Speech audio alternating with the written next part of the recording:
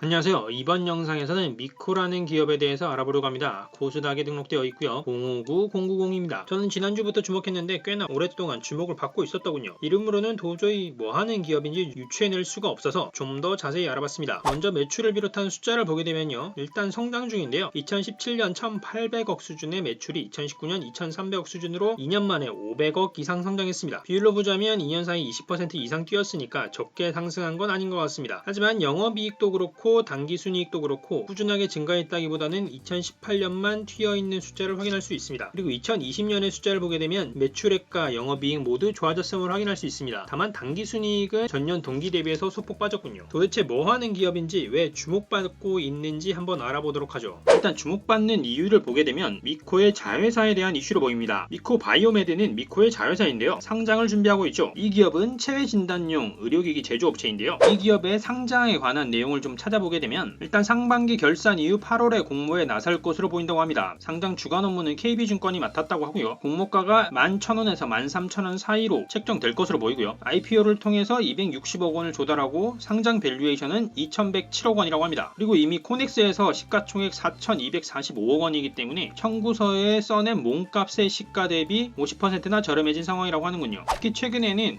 식품의약안전처의 긴급 사용 승인도 획득했다고 합니다.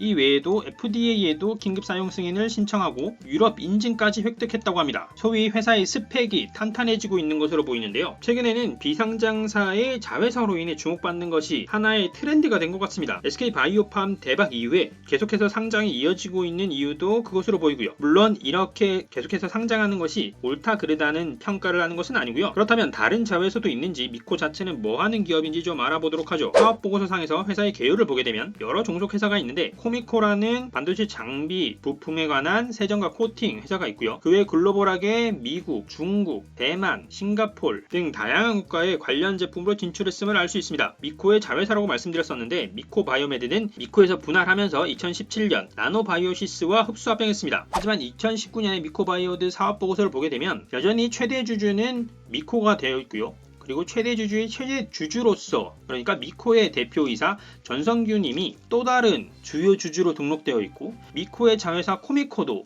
주요 주주로 등록되어 있습니다. 뿐만 아니라 2020년부터 대표가 바뀌었다고는 하지만 여문원님의 경우에는 전성규님과 함께 미코의 주요한 역할을 하는 임원으로 알려져 있습니다. 상법의 정의에 따라서 종속회사에서는 배제했을지 모르겠지만 여러가지 관점에서 대중적 의미에서는 자회사라고 봐도 무방할 것 같습니다. 미코와 미코 바이오메드의 관계가 있긴 하지만 어쨌거나 종속회사는 아니기 때문에 미코의 사업보고서에서는 바이오 관련 내용이 없습니다. 그래서 주요 사업 내용을 보시게 되면 반도체 부품 사업과 반도체나 디스플레이 세정 사업으로 나뉘어진다고 밝히고 있습니다. 좀 더 세부적으로 먼저 부품 사업에 대해서 보게 되면요. 반도체 부품 중에서 반도체 전공정 증착 장비인 CVD 장비용 세라믹 히터, 전공정용 식각 장비인 에처 장비용 ESC, 그리고 디스플레이용 ESC 제품인 하부 전극 등이 대표적인 제품이라고 소개하고 있습니다. 사실 하나하나의 역할에 대해서도 좀 소개해 드리려고 찾아봤었는데 이거는 내용 자체가 너무 길어서 다음에 한번 하나의 영상으로 공부해 보는 걸로 해봐야 할 것 같고요. 세정 사업은 말 그대로 반도체나 디스플레이, 태양광 패널 등의 세정 코팅 사업인데요. 아무래도 이 같은 공정 중에서 미세 오염의 역할이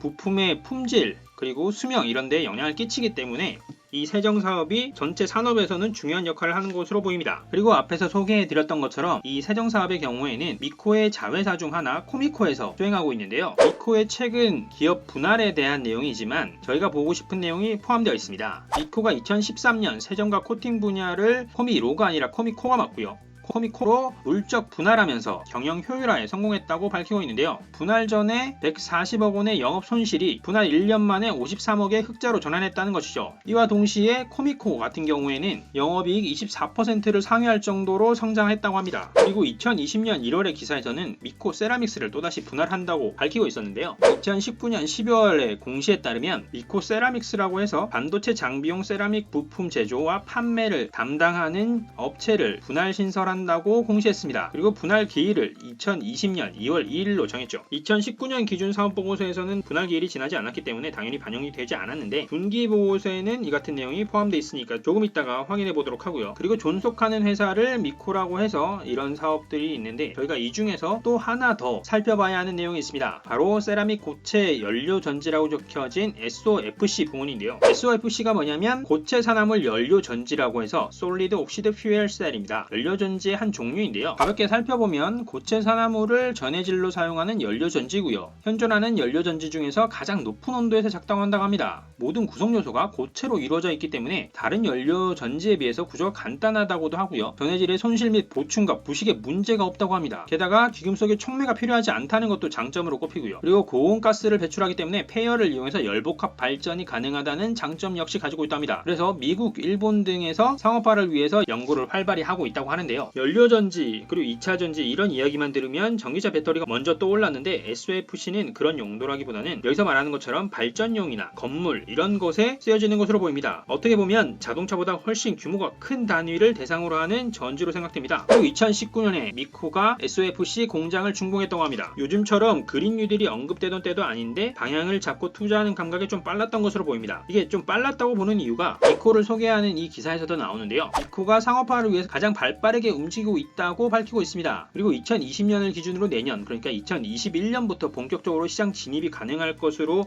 예상하고 있는데요. 이 같은 SOFC의 가능성과 그 시장에 대해서 몇 개의 기사에 나오는 허구가 아니라 사실이라는 것을 다른 기업의 진출을 통해서 확인할 수가 있습니다. 바로 SK건설이 미국의 블룸에너지와 함께 합작법인을 설립해서 국내 생산을 한다는 것인데요. 이미 블룸에너지는 세계적인 연료 전지 주기기 제작 업체이기도 하고 세상에서 가장 앞선 SOFC 기술을 가지고 있는 것으로 평가받고 있기도 하다고 합니다. 이를 위해서 블룸 SK 퓨얼셀 유한 회사를 만들었고요. 하지만 경쟁이 SK와만 해야 하는 것은 아닌 듯합니다. SOFC가 발전용으로 사용된다는 것은 앞에서 봤는데요. 이 분야에 제가 영상에서도 다뤘던 두산 퓨얼셀도 경쟁력을 갖추고 진입하고 있다고 합니다. 일단 2014년에 연료전지 시장에 진출한 두산 퓨얼셀이 가장 주목받고 있다고 하고요. 두산 퓨얼셀의 국내 누적 설치 기준이 시장 점유율 약 80%에 달한다고 하는군요. 그리고 포스코의 한국 퓨얼셀도 있고요. 그리고 상대적으로 후발주자인 SK건설은 자체 개발이 아니라 미국의 주요 기업 블룸에너지와 함께 합작법인을 설립하는 것으로 진행 중이죠. 이 같은 대기업과의 경쟁에서 미코가 잘해나갈 수 있을까 걱정이 되긴 합니다. 대기업 중심의 대한민국에서 말이죠. 여기서 미코가 어떤 전략을 가지고 가는지 확인할 수 있는 힌트가 좀 있었습니다. 미코 SOFC를 주로 다루고 있는 미코의 자회사, 미코의 또 다른 홈페이지인데요. 살짝 다른 결의 이야기로 SOFC 역시 추후 분할할 것으로 보입니다. 미코 파워라는 브랜드를 운영하는 것으로 보이는군요. 여하튼 미코의 SOFC 영업 전략을 보게 되면 다른 무엇보다 물밑 전략이 활발한 것으로 보입니다. 매출 규모도 크고 영업 효율도 좋은 발전소 같은 대형 서비스를 노리기보다는 개별 기업의 구성원과 시스템에 천천히 접근하는 것으로 보이는데요. 산업화 포럼도 진행하고 서울시 건축물 인허가에서 높은 점수를 받는 것으로 인증도 받고 국내 도시가스사 사람들을 초청을 해서 견학도 시키는 등 물밑에서 열심히 움직이고 있는 것으로 보입니다. 이 기사는 미코발 기사로서 미코의 연료전지 관련 목표를 보여주는 내용이 있는데요. 미코가 현재 소형 빌딩에서 사용할 수 있는 수준의 기술을 개발하고 있는데 이를 소형 공장에서 사용할 수 있도록 업그레이드할 예정이라고 합니다. 이 같은 고도화를 통해서 연료전지 업계 1위의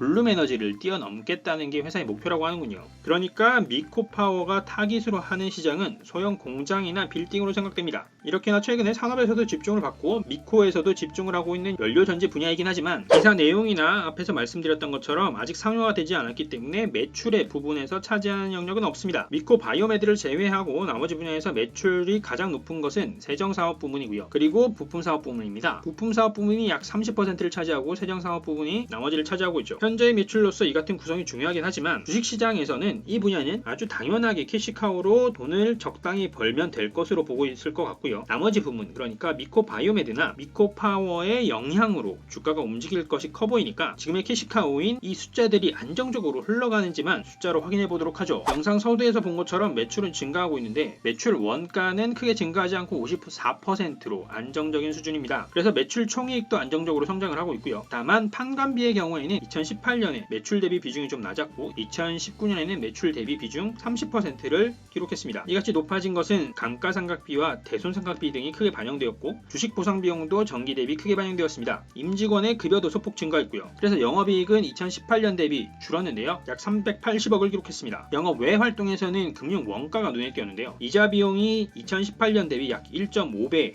정도 늘었고 이 금액이 실제로 크긴 했지만 늘어난 것으로 보자면 외화 환산 손실도 크게 늘어나면서 금융 원가에 부담을 줬습니다. 다른 것보다 최근에 두산중공업을 봤던 경험 때문에 이자 비용이 높아지는 것이 좀 우려스러운 부분이 있었습니다. 그리고 또 하나 봐야 되는 것은 관계 기업 투자 손익 부분인데요. 미코 바이오메드가 지속적으로 영업 적자를 기록하는 것이 여기에 영향 끼치고 있는 것으로 보입니다. 이 같은 비용으로 인해서 2019년 당기 순이익은 220억 정도를 기록했고요. 그럼 재무상태표도 한번 보도록 하죠. 재무상태표를 보게 되면 먼저 유동자산이 증가하고 있는데 세부 내용에서 매출 채권의 증가나 재고 자산의 증가 등이 눈에 띕니다. 기본적으로 매출의 상승과 활발한 영업 활동에 따른 영향으로 추정되고요. 비유동 자산도 늘었는데 앞에서 본 것처럼 SOFC 공장을 준공하는 이런 투자들이 있었기 때문에 유형 자산의 증가가 전체 비유동 자산의 증가에 크게 영향을 끼친 것으로 보입니다. 이 같은 영향으로 자산 총계를 보게 되면 2년 만에 2배 넘게 성장한 것을 알 수가 있습니다. 그리고 부채도 늘었는데요. 부채 총계를 보게 되면 자산보다 훨씬 더 빠른 속도로 늘었음을 알 수가 있습니다. 특히 눈에 띄는 것은 장기 차입금의 증가인데요. 비유동 부채 증가의 대부분이 장기 차입금 때문이었습니다. 2017년 125억 수준의 장기 차입금이 2019년 740억으로 늘었죠. 비유동 부채에서 장기 차입금이 차지하는 비중 자체도 50%는 안 되는 수준에서 60% 수준으로 늘었습니다. 이 같은 영향으로 부채 총계와 자본 총계로 보게 되는 부채 비율의 경우 100%가 안 되는 2017년 수준에서 100%를 초과하는 2019년 수준이 되었습니다. 매출이 늘고 있기도 하지만 신규 회사, 신규 사업 등을 위해서 부채를 통해 자금 조달을 좀 많이 한 것 같은데 투자의 성공 여부가 중요해질 것 같습니다. 그럼 최근 보고서도 한번 보도록 하죠. 먼저 분기 보고서의 개요를 보게 되면 저희가 앞에서 본 대로 미코 세라믹스가 신규 기업으로 등록되어 있음을 확인할 수 있습니다. 사업 보고서에 이어서 재무상태표를 보게 되면 자산은 역시나 늘어나고 있습니다. 자산 총계도 늘고 유동자산도 늘고 비유동자산도 늘고 현금성 자산, 매출채권 등 주요 자산 계정을 중심으로 많이 늘었고요. 부채 역시 증가한 것을 확인할 수가 있는데 유동부채의 증가가 눈에 띕니다. 유동성 위기를 확인하는 유동비율, 그러니까 유동부채와 유동자산을 가지고 만들어내는 유동 비율이라는 것을 볼 때 그 비율이 나빠지고 있는 점이 아쉽게 보이고요. 이 같은 증가는 단기 차입금의 증가로 보이는데 장기 차입금에서 넘어온 금액으로 추정됩니다. 다행히 현금성 자산이 많기 때문에 당장에 큰 문제는 되지 않겠지만 이 같은 부채가 유동 비율과 함께 부채 비율에도 영향을 끼친다는 점을 유념해서 관리를 해야 될 것으로 보입니다. 손익계산서를 보게 되면 매출은 전년 동기 대비 14%나 성장하긴 했지만 매출 원가도 소폭 상승했습니다. 원가율을 좀 확인해 보면 54.8%에서 55.7%로 1% 정도 상승했죠. 환관비도 숫자는 상승했지만 그 비율은 감소했는데요. 전년 동기 매출 대비해서 28.9%의 비중이 2020년 1분기 27.5%로 1% 이상 감소했습니다. 이 같은 영향으로 영업이익은 전년 동기 대비해서 봤을 때 18% 성장한 114억 수준을 기록했고요. 하지만 영업외 활동에서 앞에서 줄곧 보고 있는 것처럼 금융 원가가 많이 증가해서 이자 비용에 영향을 끼쳤고 미코 바이오메드는 지속적으로 영업 손실을 기록하고 있기 때문에 단기 순이익은 전년 동기 대비해서 떨어진 55억 정도를 기록했습니다. 매출이 늘었지만 차입금의 이자 등으로 인해 이익이 줄어들게 된 것이죠. 그러니까 지금까지를 정리해보면 미코는 반도체 및 디스플레이의 부품과 이에 관한 혜택 사업으로 성장했고 최근에는 바이오에 대한 이슈로 주목을 받고 있습니다. 연료전지 역시 성과가 가시화된다면 그의 영향을 받을 것으로 보이는데요. 다만 이 같은 미코 계열 기업, 그러니까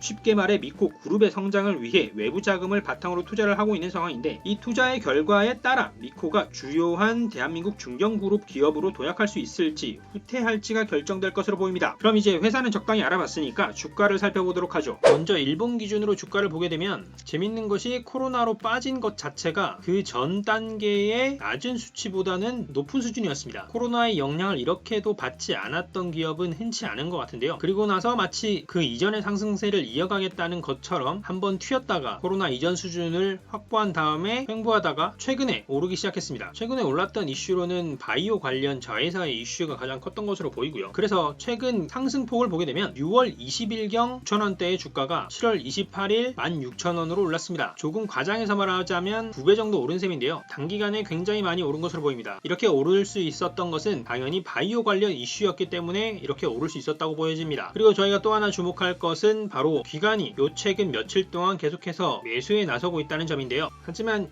기관이 매수를 하고 있고 높은 상승세를 가지고 있는 것에 반해서 재미있게 볼 수 있는 것은 거래량 자체는 오히려 코로나 직전과 직후에 훨씬 더 많았다는 것입니다. 최근에 주가가 더 높고 상승세가 더 가파르게 장기적으로 상승하고 있음에도 불구하고 거래량은 상대적으로 많이 붙지는 않았는데요. 이 말은 기관 등 특정 세력이 주가를 올리고 있는 것으로 추정해 볼 수도 있겠습니다. 단기적으로 보게 되면 일단 거래량이 크게 붙지는 않았지만 다른 한편으로는 거래량이 빠지지도 않았다는 점에서 긍정적인 부분이 있고요. 또 하나 저희가 이 주가의 추세를 파악하는 데 도움이 될 수 있는 것이 코로나 이슈로 바이오 관련 대장주 역할을 하고 있는 CJN의 주가 흐름을 함께 보는 것입니다. 오늘 미코의 주가의 흐름을 보게 되면 장 초반에 눌린 다음에 12시 10분 전에 최고점을 찍고 그 후에는 크게 힘을 쓰지 못하고 다시 눌려 앉았습니다. 사실 이 같은 거래 패턴이 오늘 유달리 기존에 코로나로 많이 떴던 바이오주들에게 많이 보였는데요. CJN 역시도 초반에 등락폭을 거듭하다가 그 이후에는 크게 등락폭을 가져가지 않고 안정적으로 주가가 흘러갔고요. CJN 이외에 다른 기업들도 제가 본 기업들은 그랬습니다. 하지만 한동안 10만원 초반대에 묶여있던 제넥신과 같이 주목을 못 받았던 바이오주가 오늘 많이 떴었는데요. 쉽게 생각해보면 기술적으로 계속해서 뜨고 있는 바이오주의 경우에는 이미 그 주가의 지점에 대한 부담감 때문에 오늘은 많이들 쉬어갔고 그동안 쉬었던 주식이 오늘 좀 반응이 있었던 것으로 보입니다. 이렇게 풀이해서 보자면 CJN의 반응이 있을 때 미코 역시도 반응이 있을 수 있다라고 지금 현재 바이오 장세가 이어진다는 가정하에 본다면 그렇게 추정해 볼 수 있을 것 같습니다. 그래서 장 초반에 CJN의 흐름을 살펴보는 것이 미코 바이오메드가 상장하기 전까지는 미코의 주가 흐름을 예측하는 데 도움이 될 수 있는 부분이 있지 않을까 싶습니다. 저 역시도 그렇기 때문에 장 초반에 CJN과 같은 바이오주들의 반응과 함께 미코의 시초가와 거래량을 보고 대응하려고 합니다. 자, 이번 영상에서는 반도체 산업에서 성장을 해왔지만 최근에는 바이오와 에너지로 발을 넓히고 있는 미코에 대해서 알아봤습니다. 미코가 기존에 하던 산업에서 크게 역할을 하고 있던 것처럼 에너지와 바이오에서도 사회의 구성원으로서 역할을 해가면서 수익을 창출하길 기원하면서 저는 그럼 다음에 새로운 정보와 주식으로 찾아뵙도록 하겠습니다. 감사합니다.